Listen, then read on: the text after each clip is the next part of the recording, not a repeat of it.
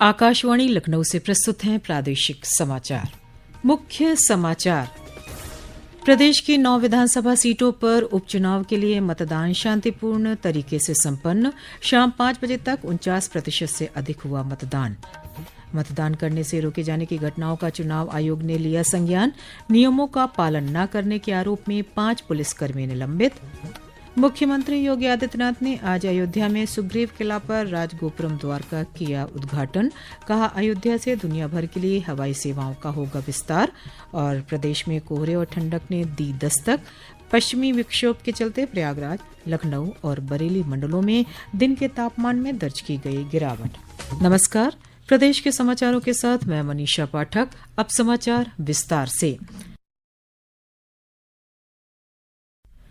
प्रदेश की 9 विधानसभा सीटों पर उपचुनाव के लिए मतदान आज शांतिपूर्ण तरीके से संपन्न हो गया। शाम 5 बजे तक 9 सीटों पर लगभग 49% से अधिक मतदान हुआ। सबसे ज्यादा मतदान मुरादाबाद की कुंदर की विधानसभा सीट पर 57.32% हुआ, जबकि सबसे कम गाजियाबाद सीट पर 33.30% मतदान हुआ। वहीं मुजफ्फरनगर की मीरापुर सीट पर 57.02%, अलीगढ़ की खैर सीट पर 46.35%, मैनपुरी की करहल विधानसभा सीट पर 53.92%, कानपुर नगर की सीसामऊ सीट पर 49.03%, प्रयागराज की फूलपुर सीट पर 43.43%, अम्बेडकर नगर के कटहरी सीट पर 56.69% और मिर्जापुर के मझवा में 50.41% मतदान हुआ। चुनाव के दौरान कहीं से भी बड़ी हिंसा की खबर सामने नहीं आई। हालांकि मुजफ्फरनगर में मीरापुर विधानसभा क्षेत्र के गांव ककरोली में पथराव की घटना सामने आई, लेकिन प्रशासन द्वारा स्थिति पर नियंत्रण पा लिया गया। कुछ स्थानों पर मतदाताओं ने पुलिसकर्मियों द्वारा आईडी कार्ड चेक किए जाने और मतदान से रोके जाने का आरोप लगाया, जिसके बाद चुनाव आयोग ने ऐसी घटनाओं पर सख्त कार्रवाई करने के निर्देश जारी किए। प्रदेश के मुख्य निर्वाचन अधिकारी नवदीप रिणवा ने बताया कि घटनाओं का संज्ञान लेते हुए 5 पुलिसकर्मियों को निलंबित कर दिया गया है। शिकायतें हमारे पास आती हैं, उन सारी शिकायतों को हम गंभीरता से लेते हैं और उस पर तत्परता से जांच करवाते हैं और जांच में अगर कोई दोषी पाया जाता है तो कार्रवाई भी करते हैं। जहां तक आज के उपचुनाव के संबंध में, आज टोटल 5 अधिकारी सस्पेंड हो चुके हैं ऑलरेडी पुलिस विभाग के कार्य में। कानपुर में 2, मुजफ्फरनगर में 2 और 1 मुरादाबाद में। प्रदेश में 9 विधानसभा सीटों पर उपचुनाव के लिए कुल 90 प्रत्याशी चुनावी मैदान में हैं। इनमें 11 महिलाएं शामिल हैं। पेश है एक रिपोर्ट। प्रदेश में 9 विधानसभा सीटों पर आज हुआ उपचुनाव का मतदान सत्ता पक्ष और विपक्ष के लिए साख का सवाल है। इस उपचुनाव में मुख्यमंत्री योगी आदित्यनाथ ने खुद प्रचार की कमान संभाल रखी थी। वहीं आज मतदान के दौरान समाजवादी पार्टी प्रमुख अखिलेश यादव ने पुलिस द्वारा मतदाताओं की जांच करने और मतदाताओं को वोट डालने से रोकने के आरोप लगाए, जिसका संज्ञान लेते हुए मुख्य चुनाव आयुक्त राजीव कुमार ने चुनाव अधिकारियों को निष्पक्ष और सुचारू तरीके से मतदान प्रक्रिया को सुनिश्चित कराने का निर्देश दिया। आज जिन 9 सीटों पर वोट डाले गए, पिछले विधानसभा चुनाव में इनमें से 4 सीटें समाजवादी पार्टी के कब्जे में थीं, जबकि 3 सीटों पर भारतीय जनता पार्टी के उम्मीदवार जीते थे। एक सीट निषाद पार्टी और राष्ट्रीय लोकदल ने जीती थी। इन सभी सीटों पर मतगणना 23 नवंबर को होगी। सुशील चंद्र तिवारी, आकाशवाणी समाचार, लखनऊ। मुख्यमंत्री योगी आदित्यनाथ ने आज अयोध्या में सुग्रीव किला पर राजगोपुरम द्वार का उद्घाटन किया। इससे पहले मुख्यमंत्री ने हनुमानगढ़ी और श्री रामलला मंदिर में दर्शन पूजन किया। मुख्यमंत्री ने कहा कि प्रधानमंत्री नरेंद्र मोदी के मार्गदर्शन में सबके प्रयासों से सैकड़ों साल बाद राम मंदिर का निर्माण संभव हुआ है।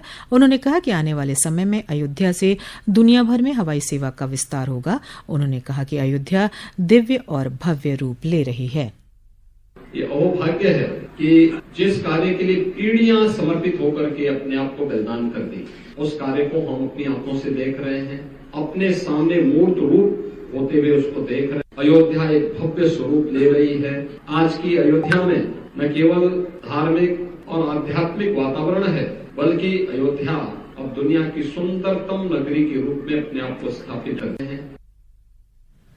केंद्रीय राज्य मंत्री प्रोफेसर एसपी सिंह बघेल की अध्यक्षता में आज आगरा में ताजे पानी की प्रॉन्स, पंगेशस फिश के व्यावसायिक उत्पादन, मछलियों के निर्यात के लिए बैठक का आयोजन किया गया। इस बैठक में थाईलैंड से आए प्रतिनिधि मंडल के साथ विभिन्न विषयों पर सहमति बनी। केंद्रीय राज्य मंत्री ने बताया कि सांस्कृतिक रूप से निषाद, मछुआ समाज, मत्स्य उत्पादन में विशेषज्ञता रखता है, इसलिए इस कार्य योजना में उनको वरीयता दी जाएगी। बीते 15 नवंबर की रात झांसी के लक्ष्मीबाई मेडिकल कॉलेज के स्पेशल न्यूबॉर्न केयर यूनिट में आग लगने से 12 नवजातों की मौत के मामले में चिकित्सा शिक्षा महानिदेशक डॉक्टर किंजल सिंह की अध्यक्षता में गठित 4 सदस्यीय टीम ने कल रात जांच पूरी कर ली। टीम की अध्यक्षता कर रही किंजल सिंह ने बताया कि आग शॉर्ट सर्किट से लगी। इस संदर्भ में विस्तृत जांच की गई है। उन्होंने बताया कि जांच रिपोर्ट शासन को सौंपी जाएगी और शासन स्तर से ही कार्रवाई होगी। ये समाचार आप आकाशवाणी लखनऊ से सुन रहे हैं। ताज़ा समाचार जानने के लिए आप हमारी वेबसाइट newsonair.gov.in पर लॉगिन कर सकते हैं। इसके साथ ही आप प्रादेशिक समाचारों का ये बुलेटिन हमारे YouTube channel news on AIR Lucknow पर भी सुन सकते हैं। समाचारों में आपका फिर स्वागत है। अंतर्राष्ट्रीय बाल दिवस पर आज राजधानी लखनऊ के गोमती नगर स्थित होटल ताज में समागम समिट 2024 का हिमाचल प्रदेश के राज्यपाल शिव प्रताप शुक्ला ने वर्चुअल माध्यम से शुभारंभ किया। उन्होंने बाल संरक्षण और बाल विकास के मुद्दे पर प्रकाश डाला और कहा कि हम सभी को मिलजुल कर एक ऐसी दुनिया बनानी होगी जहां वंचित समाज के बच्चे भी स्वतंत्र होकर सपने देख सकें। प्रदेश सरकार के खेल मंत्री गिरीश चंद्र यादव ने भी वर्चुअल माध्यम से खेलों में वंचित बच्चों की प्रतिभागिता को लेकर अपनी बात रखी। उन्होंने कहा कि पीपीपी मॉडल पर खेल मैदानों के विकास के लिए लोगों को आगे आना होगा। समिट में पहुंची प्रदेश सरकार की ग्रामीण विकास राज्य मंत्री विजय लक्ष्मी गौतम और केंद्र सरकार के पूर्व मंत्री कौशल किशोर ने बच्चों के उत्थान के लिए प्रदेश और केंद्र सरकार द्वारा किए जा रहे प्रयासों के बारे में जानकारी दी।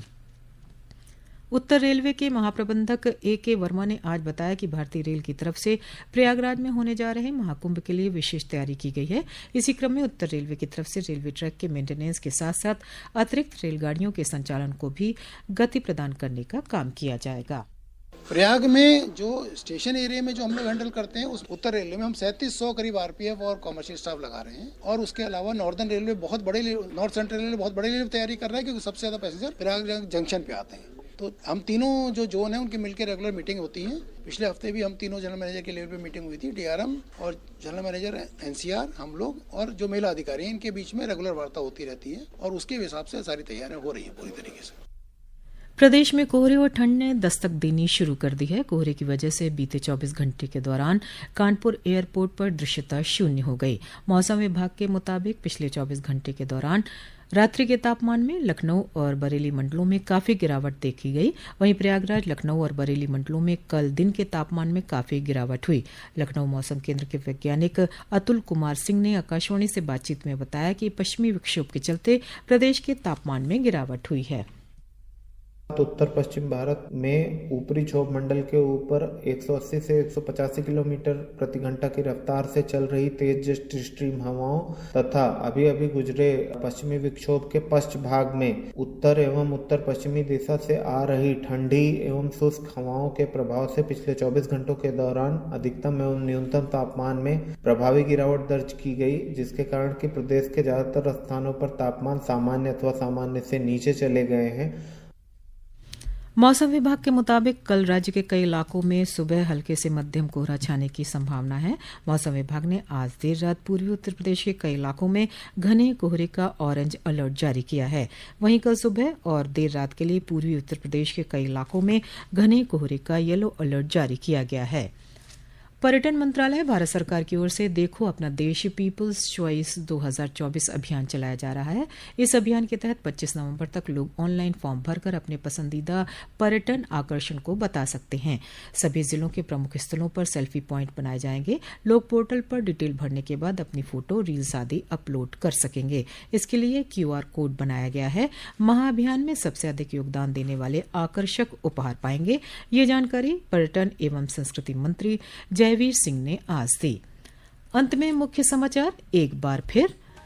प्रदेश की 9 विधानसभा सीटों पर उपचुनाव के लिए मतदान शांतिपूर्ण तरीके से संपन्न। शाम 5 बजे तक 49% से अधिक हुआ मतदान। मतदान करने से रोके जाने की घटनाओं का चुनाव आयोग ने लिया संज्ञान। नियमों का पालन न करने के आरोप में 5 पुलिसकर्मी निलंबित। मुख्यमंत्री योगी आदित्यनाथ ने आज अयोध्या में सुग्रीव किला पर राजगोपुरम द्वार का किया उद्घाटन। कहा, अयोध्या से दुनिया भर के लिए हवाई सेवाओं का होगा विस्तार। और प्रदेश में कोहरे और ठंड ने दी दस्तक। पश्चिमी विक्षोभ के चलते प्रयागराज, लखनऊ और बरेली मंडलों में दिन के तापमान में दर्ज की गई गिरावट। इसी के साथ प्रादेशिक समाचारों का ये बुलेटिन यहीं समाप्त हुआ। नमस्कार।